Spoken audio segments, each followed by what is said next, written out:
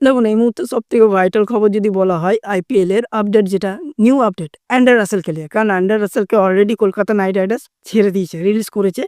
কিন্তু এখন সবাই বলছে কেউ নাকি অ্যান্ডার রাসেল নাকি চেন্নাইয়ে যাবে, আবার কেউ বলছে দিল্লিতে যাবে, আবার কেউ বলছে না ব্যাঙ্গালোরে আসার সম্ভাবনা আছে, আবার কেউ বলছে না গুজরাটেও যেতে পারে। যে যার মতন করে বলছে। বাট আমি একটা কথা বলি, অ্যান্ডার রাসেলকে কলকাতা যেরকম সুযোগটা দিয়েছিল ১২ বছর ধরে, কারণ সে কিন্তু কোনো ম্যাচে তাকে ড্রপ করায়নি। এটা একটা দেখার বিষয়। বাট অ্যান্ডার রাসেল যে দলেই যাক না কেন, আ কোনো দল কিন্তু তাকে যে তো ১৪ টা খেলা হয়। সেই ১৪ টা ম্যাচে কিন্তু তাকে সুযোগ দেবে বলে আমার মনে হয় না। হয়তো ৪ টা, ৫ টা, ৬ টা ম্যাচ সুযোগ দেবে। অত ম্যাচও দেবে বলে মনে হয় না। ২ টা ৩ টা ম্যাচে হয়তো ১ম সুযোগ দিল। রান বা বলে যদি কোনরকম কিছু না করতে পারে, আর ম্যাচগুলোতে কিন্তু তাকে আর সুযোগ দেবে না। এটাই মনে হয়। আর অ্যান্ডার রাসেলও সেভাবে কিন্তু পারফরম্যান্স করে দেখাতে পারেনি আর।